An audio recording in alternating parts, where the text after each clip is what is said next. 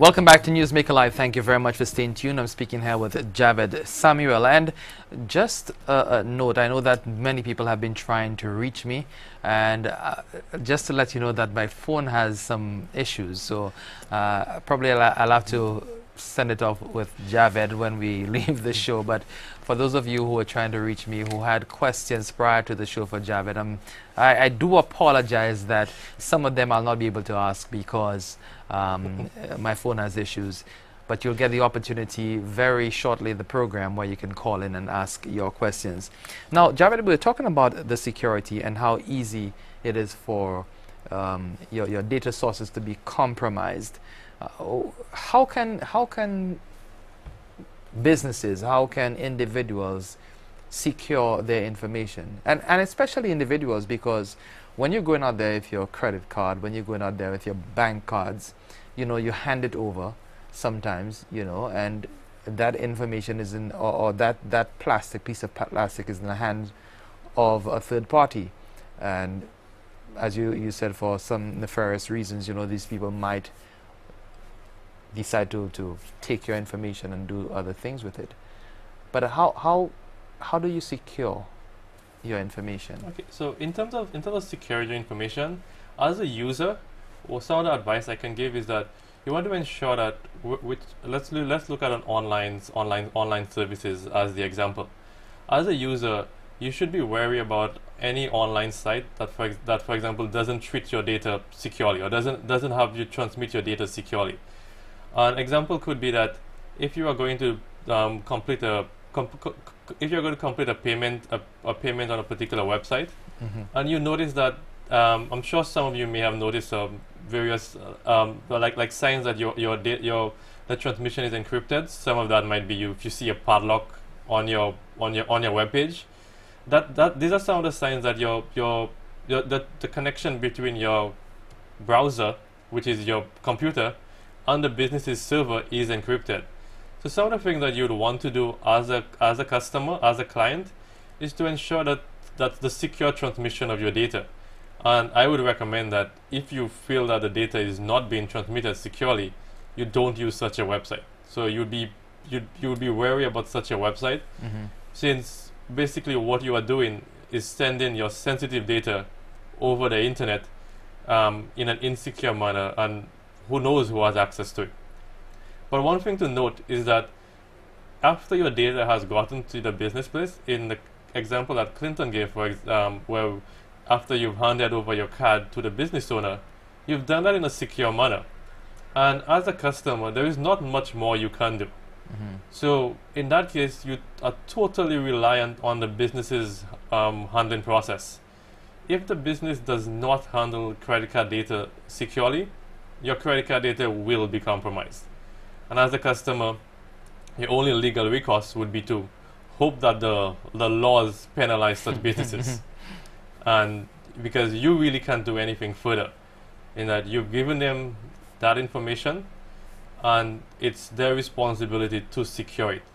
What you can do is, if you do have a compromise, you can choose not to patronize that place again. So, but that's more reactionary. Now, we're talking a lot about cards, but most of us have mobile devices, if not all of us. I just had this disclaimer before this segment about my mobile device, and a lot of information goes through those devices as well. Tell me about, you know, the security as far as those devices, and how, you know, sensitive information can be passed on unwittingly to other parties who might not have any good intentions. So as Clinton mentioned, mobile devices open up the attack surface even more. And by that I mean your mobile devices arguably do more at times than your regular PC. You have several or additional devices on your mobile phone. And some other factors include mobile devices tend to get lost a lot more often. So you could imagine if you have sensitive data on your mobile phone and for whatever reason it gets lost, on mobile phone theft is an issue in St. Lucia, then all of that sensitive data is available to whoever now has your phone. and at times there's little recourse that you have. Another issue with mobile phones is that whatever is installed, you can install a variety of things on your mobile phones, and folks might not take enough care in terms of what applications. I don't know how many of you all have gone to one of the application stores and downloaded a particular application to your phone. Like WhatsApp. Yeah, like WhatsApp. Like that's a good example of an application. Everybody has Yes. well, almost everybody has that one. Yeah. So for a well-known application, they would probably have pretty good security. Even WhatsApp had its some issue. Some have had some security issues in terms of the security of their text message and whether active attackers can actually read it. Wow. So it's not the sense that even a vetted application will have no issues.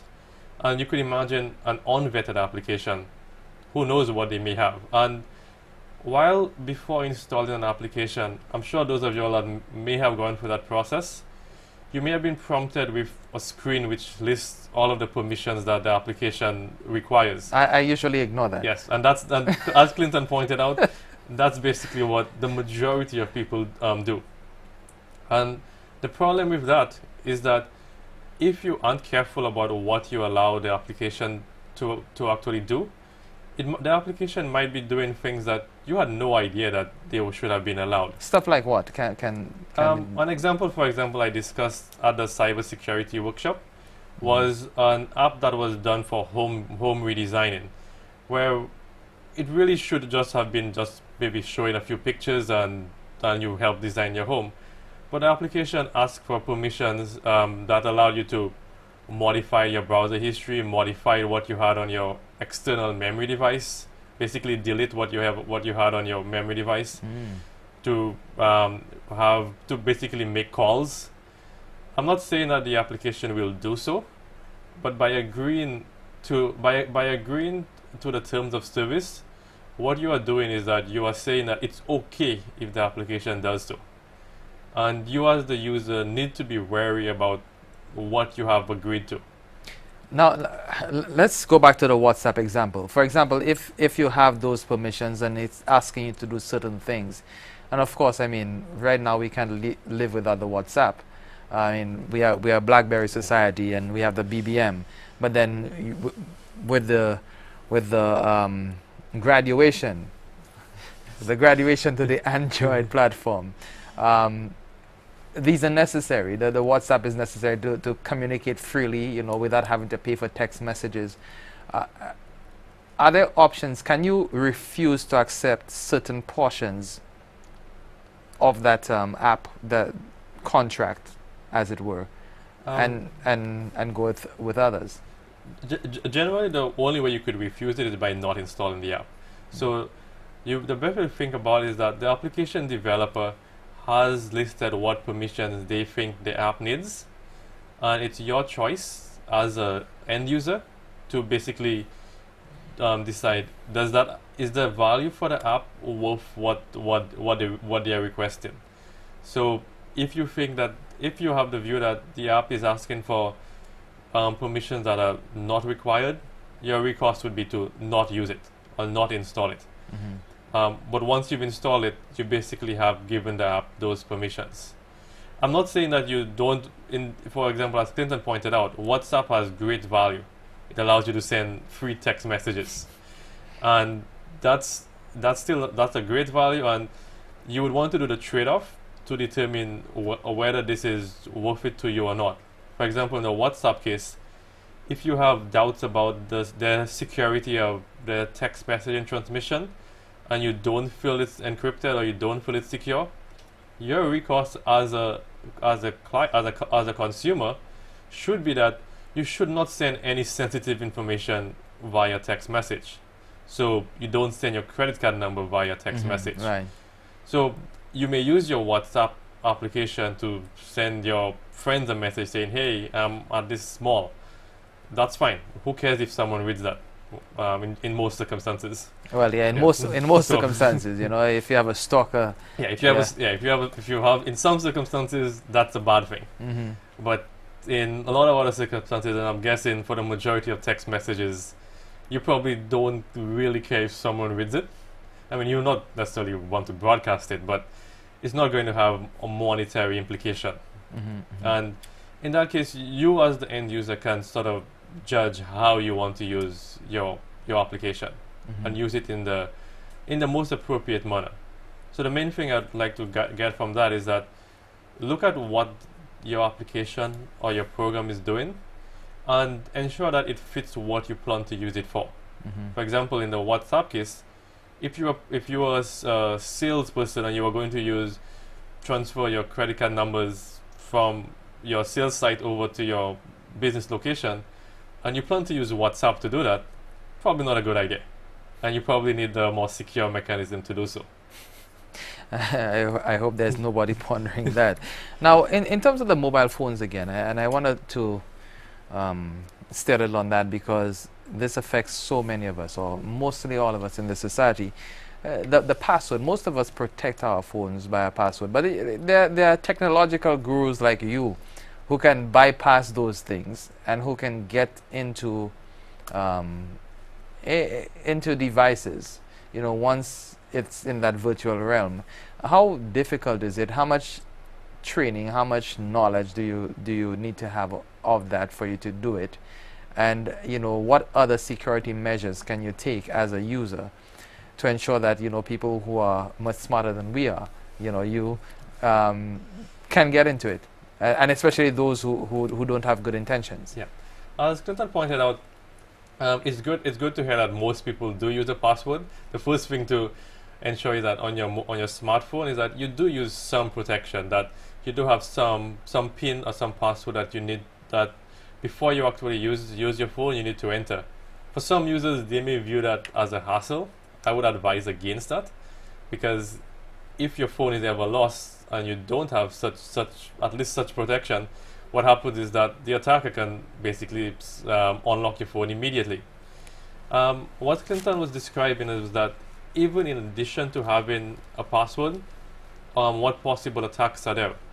And what I would say is that while it might be possible to gather some data from the phone by doing various things, or there are various complicated attacks, having a strong password, and by strong password I mean not 1234 or 1111, because an attacker, the first thing they might try is, hey, let me see, does 1234 work? And it might sound a bit of a joke that folk might use 1234, but if you look at stats on PIN numbers, for example, such choices are actually the most common. And as an attacker, the first thing you would do, you would try one of the naive choices. But going further, assuming you do have a password, some other advice would be to have it as long as you can realistically remember. So if your phone supports. If your phone supports a 6-character password, you should probably do so. Because if you look at the number of tries you need to, you've basically increased it by 100 times. So you've gone from needing 10,000 to 100 to 100,000 or to 1,000,000, depending on how many tries you actually need. So that's one thing to keep in mind, that as a user, your goal is to make your device or your system more difficult than the next person's own. So I know that's sort of cynical, but from a security perspective, that's sort of what you want to do. And if everyone does that, the attacker has a much harder task, because now they need to do the more complicated attacks, which take longer, cost more money, and the cost-benefit analysis may not be worth it. I'm speaking with Javed Samuel. He's a cybersecurity expert in Silicon Valley in the US. He is a St. Lucian, MIT graduate, Oxford graduate. When we come back, we will discuss what he's doing here right now with the government as far as this 4-day workshop. Stay with us. Newsmaker Live continues right after this break.